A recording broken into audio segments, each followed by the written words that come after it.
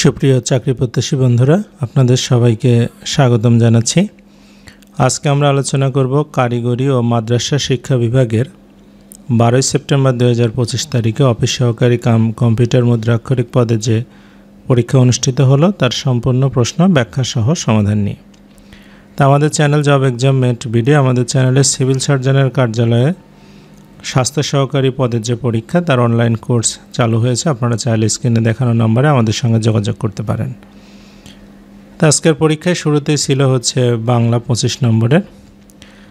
তো প্রথম প্রশ্ন বলছে, শব্দাংশ বা শব্দমূলের পূর্বে বসে নতুন শব্দ গঠন করলে তাকে কি বলে, একটি উদাহরণ লিখুন। তো শব্দাংশ বা শব্দমূলের পূর্বে নতুন শব্দ গঠন করে যা, তার নাম হচ্ছে উপসর্গ।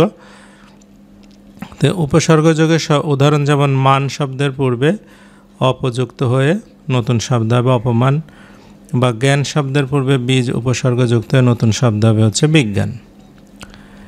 এরপরে বলছে শব্দগুলোর বিপরীত শব্দ লিখুন। প্রথমে ছিল অজ্ঞ, এটার বিপরীত হবে হচ্ছে বিজ্ঞ, প্রাজ্ঞ অথবা জ্ঞানী, যে কোনো একটা। ইস্তফা, এর বিপরীত হবে নিযুক্ত। নিদ্রিত, এর বিপরীত হবে জাগ্রত। যুক্ত, বিযুক্ত। 3 বলছে যে নিচের যুক্ত বর্ণগুলোর কোন কোন বর্ণ নিয়ে গঠিত। প্রথমে ছিল ও ক, মানে অঙ্কতে যেটা থাকে এটা ও যোগ ক। বিজ্ঞান বানানে যেটা থাকে এটা বর্গীর জ প্লাস ইয়। আর গঞ্জ বানানে যেটা থাকে ইয় প্লাস বর্গীর জ। আর যুক্তক্ষ মানে অক্ষ বানানে যেটা থাকে এটা ক প্লাস মূর্ধন্য ষ। এরপরে 4 বলছে সমাস নির্ণয় করুন। প্রথমে ছিল সিংহ পুরুষ, এটা হবে পুরুষ সিংহের ন্যায়, উপমিত কর্মধারয় সমাস। বিষাদ সিন্ধু, বিষাদ রূপ সিন্ধু, রূপক কর্মধারয় সমাস। তেলে ভাজা অলুক তৎপুরুষ সমাস। এবং কানাকানি, কানে কানে যে কথা, ব্যতিহার ব্রহ্মী সমাস। 5 বলছে যে সন্ধি বিচ্ছেদ করুন। নায়ক, এটা হবে নৈ যোগ অক। গবাদি, গো যোগ আদি। পরিচ্ছেদ, পরিযোগ ছেদ। ষষ্ঠ, ষষ্ঠ যোগ ধ। শয়ন, সে যোগ অন। এবং সম্মান, সমযোগ মান। 6 এসে বলছে শব্দগুলো শুদ্ধ রূপ লিখুন। প্রথমে ছিল রমণীয়, এটা হবে র ম মধ্য নয় দীর্ঘে অন্তস্থ। প্রবাহিনী বানান হবে পয়রফলা বয় আকার হয় হস্যিকার মধ্য নয় দীর্ঘিকার, মানে নদী। তারপরে লাবণ্যময় বানান হবে লয়াকার বা মধ্য নয় জফলা ব অন্তস্থ। এবং মনোহর বানান হবে ম দন্ত নয় ওকার হ র, মনোহর। তারপরে 7 বলছে শব্দগুলো কোন ভাষা থেকে এসেছে। প্রথমে দোকান, এটা ফার্সি ভাষা। ক্রিকেট, এটা ইংরেজি ভাষার শব্দ। আদালত আরবি ভাষার শব্দ। এবং টেক্কা হচ্ছে ওলন্দাজ ভাষার শব্দ। তারপরে 8 বলছে মহাকাব্য মহাশ্মশান রচনাকারীর সংক্ষিপ্ত নাম এবং পূর্ণ নাম কি। মহাকাব্য মহাশ্মশান লিখেছেন কায়কোবাদ, যার পূর্ণ নাম হচ্ছে কাজেমাল কোরেশি। 9 বলছে এক অঙ্ক বা সংখ্যার পূরণবাচক বা তারিখবাচক সংখ্যা লিখুন। 1-এর পূরণবাচক হচ্ছে সংখ্যা প্রথম আর তারিখবাচক হবে পহেলা। এরপরে ছিল বহুবচন লিখুন শব্দগুলোর। প্রথমে ছিল হচ্ছে পাখি, পাখি সব। ভাই, ভাই সব। মাতৃ, মাতৃগণ।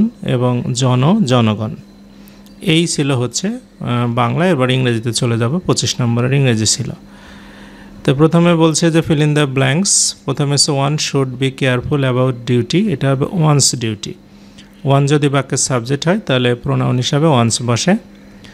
তারপরে হচ্ছে the plural form of the word ship, শিপের প্লুরাল হচ্ছে শিপই হবে।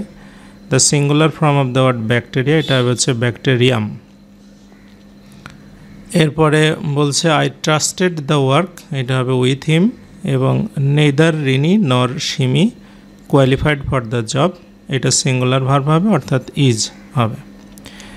এরপরে বলছে কারেক্ট দ্য ফলোইং সেন্টেন্স। প্রথমে ছিল see the word in the dictionary, ডিকশনারিতে শব্দ খোঁজা বোঝাতে সি হবে না, এটা হবে look up the word in the dictionary. তারপরে ছিল the train is running in time, train চলবে হচ্ছে টু টাইমে অথবা অন টাইমে, তাহলে এটা হবে হচ্ছে the train is running in time. মানুষ চলবে হচ্ছে ইন টাইমে আর ট্রেন চলবে অন টাইমে বা টু টাইম, যেমন the train is running on অথবা টু, এই দুই কোনো একটা লিখলেই হবে, অন টাইম অথবা টু টাইম। এরপরের প্রশ্ন হচ্ছে he learned the alphabets at the age of 4, এইটা হবে হচ্ছে he learned alphabet at the age of 4। তারপরে স্টপ টু রাইটিং, এটা হবে স্টপ রাইটিং। তারপরে it's I who is guilty, এটা হবে হচ্ছে যেহেতু হু এর আগে আই আছে, সুতরাং it's I who am guilty. এরপরে ছিল make sentence with the Bangla meaning of the following idioms and phrase. প্রথমে ছিল ডাই আউট। ডাই আউট মানে হচ্ছে বিলুপ্ত হয়ে যাওয়া। Many animal species are dying out due to climate change. তারপরে ফর গুড অর্থ চিরতরে, she left the country for good. Make up অর্থ পরিপূর্ণ করা, I need 10 taka to make up the loss. On the instant এটা অর্থ হচ্ছে তৎক্ষণাৎ। The doctor arrived on the instant after getting the call. এবং ফাইনালি ছিল স্টোনস থ্রো, এটার অর্থ হচ্ছে নিকটে। The library is just stone throw from my house. 4 বলছে ট্রান্সলেট ইন্টু ইংলিশ, তুমি আমার ভাইয়ের বন্ধু নয় কি? এটা হবে you are my brother's friend are not you. গাড়ি আসার পূর্বে আমি আমার টিফিন কিনে ফেলবো, I will buy my tiffin before the car arrives. সে হাসতে হাসতে ঘরে ঢুকলো, এটা হবে হচ্ছে হি এন্টার্ড দ্য রুম লাফিং। সফল না হওয়া পর্যন্ত চেষ্টা করা উচিত, এটা হচ্ছে you should try until you succeed. এবং ইচ্ছা থাকলে উপায় হয়, where there is a will there is a way. এরপরে 5 নম্বরে বলছি use right form of the verb of the following sentences. প্রথমে ছিল they play at this moment. তো এইটা হচ্ছে অ্যাট দিস মোমেন্ট যেহেতু আছে, তাহলে এটা হবে দে আর প্লেয়িং, কন্টিনিউয়াস টেন্স হবে। I see him recently, recently থাকলে প্রেজেন্ট পারফেক্ট টেন্স হবে, অর্থাৎ I have seen him recently. He made me to do the work, made me আছে, প্রথমে সাবজেক্ট আছে, অর্থাৎ এটা পজিটিভ ভার্ব। তাহলে মেডের পরে যেহেতু ব্যক্তি আছে, সুতরাং বেস ফর্ম বসবে, অর্থাৎ he made me do the work. এরপরে হচ্ছে either he or his brother be guilty, এটা either he or his brother is guilty হবে। A pair of shoes be on the table, a pair of shoes যখন থাকবে তখন এটা হচ্ছে আপনার সিঙ্গুলার হবে, অর্থাৎ ইজ অন দ্য টেবল হবে। এই ছিল হচ্ছে আমাদের ইংরেজি। পর গণিত। তা গণিতে প্রথম যে প্রশ্নটা ছিল বলছে একটি ত্রিভুজের ভূমি তার উচ্চতার দ্বিগুণ অপেক্ষা 6 সেন্টিমিটার বেশি। ত্রিভুজ ক্ষেত্রটির ক্ষেত্রফল 810 বর্গ সেন্টিমিটার হলে এর উচ্চতা কত? এটা আগেও পরীক্ষায় এসেছে, কৃষি বিপণন অধিদপ্তরে 2023 সালে এসেছিল। তাই আমরা হচ্ছে এখানে মনে করি ত্রিভুজের উচ্চতাটা হচ্ছে 1 সেন্টিমিটার, তাহলে ভূমিটা হবে দ্বিগুণ থেকে 6 সেন্টিমিটার বেশি, অর্থাৎ 2x + 6 সেন্টিমিটার। এখন ক্ষেত্রফল হচ্ছে আমরা জানি হাফ গুণন ভূমি গুণন উচ্চতা, অর্থাৎ হাফ ইন্টু এক্স, 2x + 6 810 ক্ষেত্রফল দেওয়া আছে। তাহলে আমরা যদি হচ্ছে এখানে 2কে কমন নিয়ে নিই, তাহলে x + 3 হবে, আর 2 ক্যান্সেল করে দিলে তাহলে এটা গুণ করে দিলে x² + 3x - 810 হবে। এইটাকে আমরা মিডিল টার্ম করব, x² + 30x - 27x - 810। তাহলে প্রথমে আমরা যদি হচ্ছে x কমন নিই, x + 30 - 27 কমন নিলে x + 30, তাহলে x + 30 একটা উৎপাদক আর x - 27 একটা উৎপাদক। তাহলে x এর মান 27 হবে আর একটা -30 হবে, যেটা গ্রহণযোগ্য না। তার মানে আমরা বলতে পারি উচ্চতাটা হচ্ছে আপনার 27 সেন্টিমিটার। এরপরের প্রশ্ন ছিল যে 1 + 5 + 9 + ... 161 এটার যোগফল কত? তো এটা হচ্ছে একটা সমান্তর ধারা, বোঝাই যাচ্ছে। তো এর প্রথম পদ হচ্ছে a = 1 এবং এর সাধারণ অন্তর 5 থেকে আপনি যদি 1 বাদ দেন তাহলে 4। তাহলে এখানে কয়টা পদ আছে আমাদের সেটাকে জানতে হবে। আমরা জানি পদ সংখ্যা মানে হচ্ছে শেষ পদ মাইনাস প্রথম পদ ভাগ সাধারণ অন্তর যোগ 1। তাহলে 161 থেকে 1 বাদ দিয়ে 4 দিয়ে ভাগ করে 1 যোগ করলে 41, মানে এখানে 41টা পদ আছে। তাহলে পদের সমষ্টির সূত্র কি? সমষ্টির সূত্র হচ্ছে যে আমাদের শেষ পদ আর প্রথম পদ যোগ করে 2 দিয়ে ভাগ করে পদের সংখ্যা দিয়ে গুণ, অর্থাৎ শেষ পদ আমাদের 161, প্রথম পদ 1, এটাকে 2 দিয়ে ভাগ করে 41 দিয়ে গুণ করতে হবে। তাহলে 81 আর 41 গুণ করলে 3321 হবে হচ্ছে উত্তর। 83 বলছে যে শতকরা বার্ষিক যে হারে কোনো মূলধন 6 বছরে সুদে মূলে দ্বিগুণ হয়, সেই হারে কত টাকা 4 বছরে সুদে মূলে 2050 টাকা হবে। এটা ক্লাস 8-এর অঙ্ক, আগে অনেক পরীক্ষায় এসেছে। তো প্রথমে দেখেন বলছে যে হারে 6 বছরে দ্বিগুণ হবে, তো সেই হারটা আমাদের আগে বের করতে হবে। তাহলে আমাদের এখানে আমরা মনে করি যে আসল হচ্ছে 100 টাকা, তাহলে 6 বছরে যেহেতু দ্বিগুণ হবে তাহলে সুদ কত হবে? সুদও 100 টাকাই হবে, মানে ডাবল হলে তো আসলে সমান হয় সুদ। তাহলে 6 বছরের সুদ হচ্ছে 100 টাকা, তাহলে আমাদের 1 বছরের সুদ হবে কত? 100/6 অর্থাৎ 50/3 টাকা। এইটাই আমাদের সুদের হার, মানে 100 টাকায় এক বছরের সুদ যেহেতু 50/3 টাকা, তার মানে আমাদের সুদের হারটা হচ্ছে 50/3%। এই হার সুদেই আমাদের কত টাকা বিনিয়োগ করলে আমরা 2050 টাকা পাবো সেটা বলছে। তাহলে আমরা আবার আসল ধরে নিই হচ্ছে 100 টাকা। তাহলে 100 টাকা হলে 50/3% হারে সুদ ধরবো 4 বছরে। তাহলে এই সুদ আসল কত হবে? 100 টাকার সাথে 100 টাকার 50/3% 4 বছরে যোগ করে দেব। তাহলে এটা আমাদের কাটাকাটি করে দেবো, 100কে দিয়ে 300কে 100 দিয়ে কেটে দেবো, 3 হবে। তার মানে এটা 500/3 টাকা হবে। এটা সুদ আসল। তাহলে আমাদের মুনাফা এবং আসল মিলে যদি 500/3 টাকা হয় তাহলে আসল হবে 100 টাকা। 1 টাকা হলে কত? আর আমাদের অঙ্কে দেওয়া ছিল হচ্ছে আপনার 2050 টাকা হলে কত? তাহলে 100 × 3 × 2050 আর নিচে 500। তাহলে এটা কাটাকাটি করলে আমাদের 1230 টাকা হচ্ছে সুদ আসল, আসল টাকা। এটাই হচ্ছে উত্তর। এরপরেরটাতে আসি। বলছে প্রতিটি 3600 টাকায় করে 2টা চেয়ার বিক্রয় করা হয়েছে। একটাতে 20% লাভ হয়েছে, অন্যটাতে 20% ক্ষতি হয়েছে। তাহলে মোট লাভ বা ক্ষতি কত টাকা? এই প্রশ্নটা আসলে ছিল একটু অন্যভাবে। এটা বিসিএসের প্রশ্ন। এটা ছিল যে 3600 টাকায় 2টি চেয়ার বিক্রি করা হয়েছে, একটাতে 20% লাভ, অন্যটাতে 20% ক্ষতি হলে মোট ক্ষতি কত? এটা একই অঙ্ক, মানে সেম অঙ্ক। তা আমরা মনে করি যে প্রথম যে চেয়ারটা বিক্রি করা হয়েছে তার ক্রয় মূল্য হচ্ছে 100 টাকা হলে 20% লাভে বিক্রয় মূল্য হবে 120 টাকা। তাহলে বিক্রয় মূল্য যদি 120 টাকা হয় তাহলে ক্রয় মূল্য হচ্ছে 100 টাকা। 1 টাকা হলে কত? 100/120 হবে। আর 3600 টাকা যদি এটার বিক্রয় মূল্য হয় তাহলে ক্রয় মূল্য কত হবে? এটা হচ্ছে আমাদের 3000 টাকা। একটার ক্রয় মূল্য পাওয়া গেল 3000 টাকা।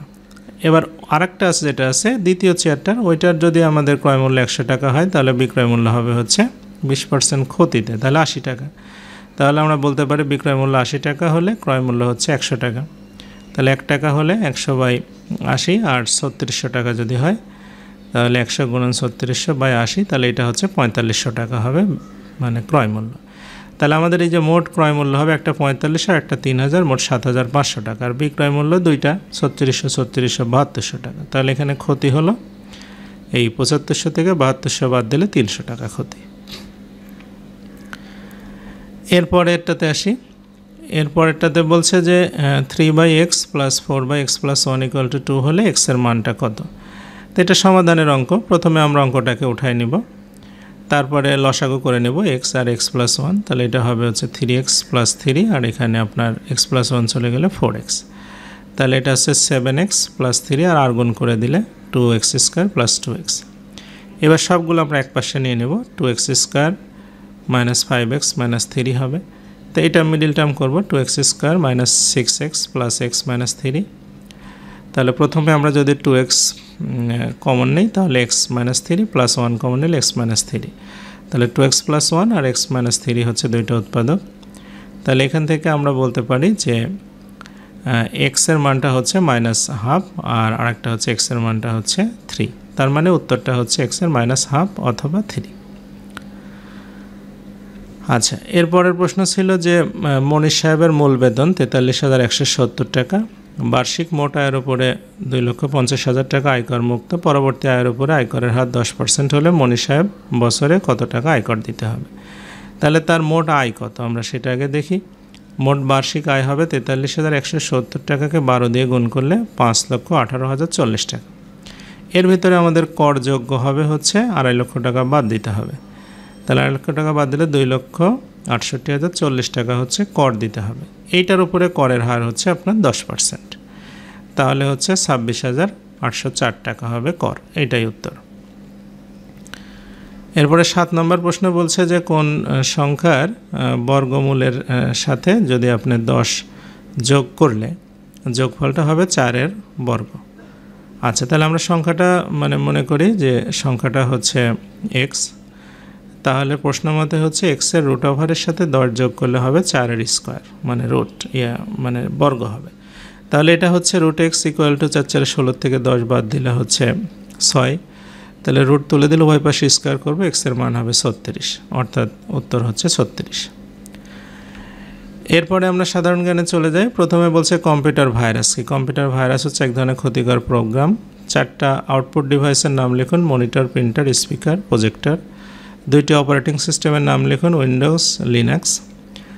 বিজয় লেআউটে হচ্ছে ও গ যেটা, এই বর্ণ লিখতে হলে কিবোর্ডের কোন ইংরেজি বর্ণ চাপতে হবে, এটা হচ্ছে U plus G shift I. এরপরে হচ্ছে 4টি প্রোগ্রামিং ভাষার নাম লিখুন, Java, Python, C plus, Fortran. অনেক জায়গায় আবার লেখা আছে মেশিন অ্যাসেম্বলি, উচ্চতর ভাষা, স্বাভাবিক ভাষা। 5 নম্বর বলছে পানির পিএইচ বলতে কী বোঝায়, পানির অ্যাসিড ও ক্ষার পরীক্ষা করার জন্য একটা মাপকাঠি এটা। এলএনজির পূর্ণরূপ হচ্ছে লিকুইফাইড ন্যাচারাল গ্যাস। শিক্ষা কি, শিক্ষা হচ্ছে এমন এক ধরনের প্রশিক্ষণ যার মাধ্যমে সমাজের সন্তানদের উপযুক্ত মূল্যবোধ নিয়ে গড়ে ওঠে এবং তাদের আচার আচরণের পরিশীলিত হয়। তারপরে বলছে বিনিয়োগ কাকে বলে, বিনিয়োগ হচ্ছে বর্তমানের ভোগ ত্যাগ করে ভবিষ্যতে মুনাফার আশায় যদি কোথাও টাকাটাকে কাজে লাগানো হয় সেটার নামে বিনিয়োগ। 10 হচ্ছে জাতিসংঘের সদর দপ্তর কোথায়, নিউ ইয়র্ক, যুক্তরাষ্ট্র। কোনটির কারণে দিবারাত্রি সংঘটিত আহ্নিক গতি। বৈদ্যুতিক পাখা ধীরে ঘুরলে বিদ্যুৎ খরচ কি পরিবর্তন হবে, বৈদ্যুতিক পাখা ধীরে ঘুরুক বা আস্তে ঘুরুক বিদ্যুৎ খরচ একই হবে, কারণ হচ্ছে অতিরিক্ত বিদ্যুৎটা আপনার হচ্ছে ওই রেগুলেটরে হিট আকারে নষ্ট হবে। এরপরে প্রশ্নে বলছে আরবি সাহিত্যে একমাত্র নোবেল বিজয়ী মুসলিমকে, নাগিব মাহফুজ। তারপরে ছিল বাংলাদেশের সাংবিধানিক পদ কয়টি, বাংলাদেশের সাংবিধানিক পদ হচ্ছে 10টা। 2টা পদের নাম লিখুন, আমরা 10টা পদের নামই লিখে দিয়েছি, পরবর্তীতে কাজে লাগতে পারে। রাষ্ট্রপতি, প্রধানমন্ত্রী বা মন্ত্রী, প্রতিমন্ত্রী, উপমন্ত্রী, অ্যাটর্নি জেনারেল, সংসদ সদস্য, স্পিকার, ডেপুটি স্পিকার, ন্যায়পাল, প্রধান বিচারপতি, অন্যান্য বিচারপতি, প্রধান নির্বাচন কমিশনার, অন্যান্য নির্বাচন কমিশনার, মহাহিসাব নিরীক্ষক এবং সরকারি কর্মকমিশনের সভাপতি ও সদস্য। এই 10টা হচ্ছে সাংবিধানিক পদ। তে আমাদের প্রশ্ন সমাধান আজকে এই পর্যন্তই ছিল। ভালো লাগলে অবশ্যই আমাদের ফেসবুক পেজ, ফেসবুক গ্রুপকে লাইক, কমেন্ট, শেয়ার করে আমাদের সঙ্গেই থাকবেন। তো এতক্ষণ সাথে থাকার জন্য আপনাদের সবাইকে অসংখ্য ধন্যবাদ জানাচ্ছি।